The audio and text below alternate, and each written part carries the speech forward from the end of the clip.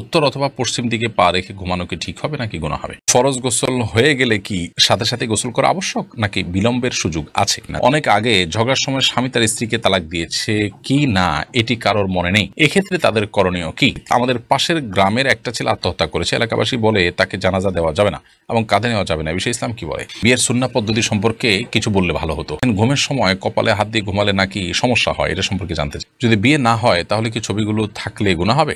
বিয়ের জন্য অনেকে ছবি চায়, মৃত্যুর পর দুনিয়ার মানুষের কথা কি মনে পড়ে? তাই নামাজের সময় হয়ে গেলে আজান না হলেও কি নামাজ আদায় করা যাবে? চলুন তাহলে আর বিলম্ব না করে আমরা মূল পর্বে প্রবেশ করি।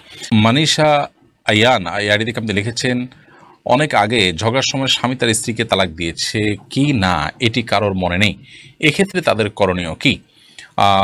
ঝগড়ার সময় তালাক দিয়েছেন কিনা জাস্ট সন্দেহ হচ্ছে, মানে অথেন্টিক কোনো কিছু নাই। যদি এরকম হয় তাহলে সেক্ষেত্রে এই সংশয়ের কোনো ভ্যালু নাই বা এটার কোনো ভিত্তি নাই এবং তাদের মধ্যে বৈবাহিক সম্পর্ক আছে, এটা ধরতে হবে। পিঙ্কি আক্তার আপনি লিখেছেন, মৃত্যুর পর দুনিয়ার মানুষের কথা কি মনে পড়ে? দেখুন, মৃত্যু পরবর্তী জগৎটিকে বলা হয় আলামুল গায়েব বা অদৃশ্যের জগৎ।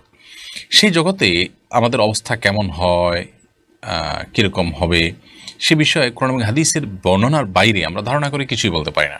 কোরআন হাদিসে কোথাও মানুষের মৃত্যুর পর নিজের দুনিয়ার কথা মনে পড়া বলতে বিভিন্ন আপনার স্মৃতি মনে পড়া, এরকম কোনো কথা, এরকম কোনো বিষয় হয় মৃত ব্যক্তির, সেরকম কথা কোরআন হাদিস থেকে জানা যায় না। বরং কোরআন হাদিসের যে বিবরণ এ সম্পর্কে পাওয়া যায় সেগুলো দেখলে বোঝা যায় যে একজন মৃত মানুষ তার যে অবস্থা শুরু হয়, হাদিসে আসছে মান মাতা ফাকাদ কামাত কিয়ামাতুহু, যে ব্যক্তি মারা গেলেন তার কিয়ামত শুরু হয়ে যায়। তো এরকম একটা পরিস্থিতিতে মানুষ পেছনের বিভিন্ন স্মৃতি চারণ করবে, তার বিভিন্ন স্মৃতি মনে পড়বে, সেটাকে তিনি স্মরণ করবেন, এরকম স্বাভাবিক কোনো অবস্থায় মানুষ থাকে না আসলে। যার কারণে মানুষ উদ্ভূত পরিস্থিতি নিয়েই খুব কষ্টে থাকেন। হ্যাঁ, যারা জান্নাতি তাদের কথা ভিন্ন, যে তারা জান্নাতের নেয়ামত ভোগ করতে থাকেন, যেহেতু মৃত্যুর পর কিয়ামত কায়েম হওয়া পর্যন্ত শুধুমাত্র জান্নাতের নেয়ামত ভোগ করাই তাদের একমাত্র কাজ থাকে, এবং সেটি পরিপূর্ণ জীবিত স্বাভাবিক মানুষের মতো যে থাকে তা নয়, শুধুমাত্র জান্নাতের নেয়ামত ভোগ করার মতো একটা বিশেষ হায়াত তাদেরকে দেওয়া হয়, জাস্ট এইটুকু। অতএব এর বাইরে তাদের দুনিয়ার কথা মনে পড়ে, স্মরণ করেন বা পেছনের কথাগুলোকে স্মরণ করে তারা তাদের ভালো লাগা মন্দ লাগা কাজ করে, এরকম কোনো কথা কোরআন হাদিস দ্বারা আমরা জানি না। বিধায় আলামুল গায়েবের দৃশ্যগুলোকে বা সেখানকার চিত্রগুলোকে আমরা ধারণা করে বলতে পারি না, এটি আল্লাহর উপরে ন্যস্ত করবো, আল্লাহ তাআলা ভালো জানেন।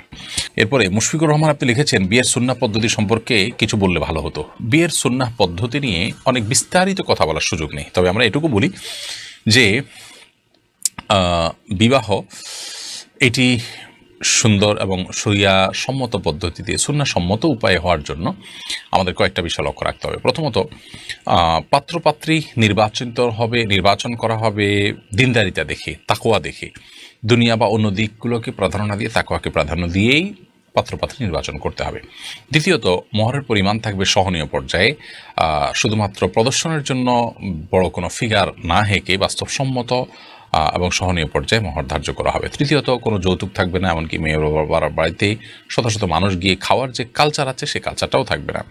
চতুর্থত, বিবাহকে কেন্দ্র করে যত প্রকার অনাচার হয়ে থাকে আমাদের সমাজে, গান বাজনা, হাই ভলিউমে ডেক সেট বাজানো এবং আপনার নারী পুরুষ ঢলাঢলি মেশামেশি, পর্দাহীনতা, বেলেল্লাপনা, এসব বিষয়গুলো থেকে মুক্ত থাকা, এভাবে যদি আমরা বিয়েটাকে সম্পাদন করতে পারি ইনশাআল্লাহ সেটি সুন্নাহসম্মত বিয়ে হবে এবং সুন্দর একটি বিয়ে হবে, যেটা আমাদের জীবনে বারাকা লাভের অন্যতম মাধ্যম হতে পারে।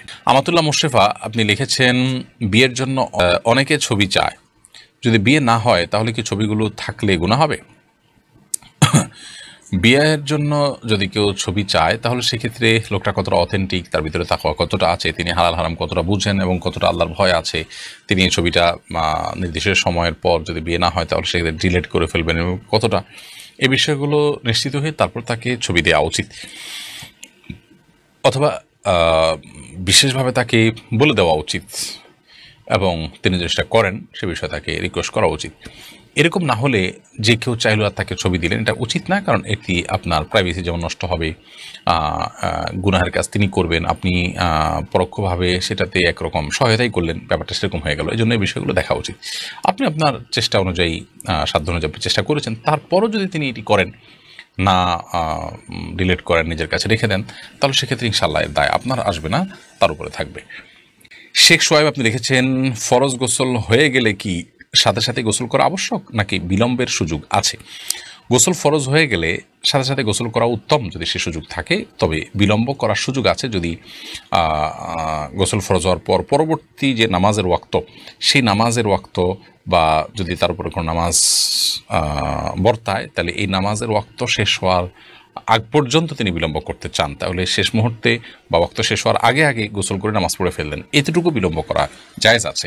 তবে এক্ষেত্রেও গোসল ফরজ হয়ে গেলে যদি লম্বা সময় তিনি বিলম্ব করতে চান, এশার পরে গোসল ফরজ হয়ে গেল, ফজর আগ পর্যন্ত তিনি সুযোগ পাবেন গোসল করার, তাহলে সেক্ষেত্রে এই সময়টা তিনি গোসল না করে শেষের দিকে একসাথে ফজর ওয়াক্ত হলে তখন গোসল করতে চান, তাহলে অজু করে ঘুমানো বা অন্যান্য কাজ করাটা সুন্নাহ, এটা উত্তম।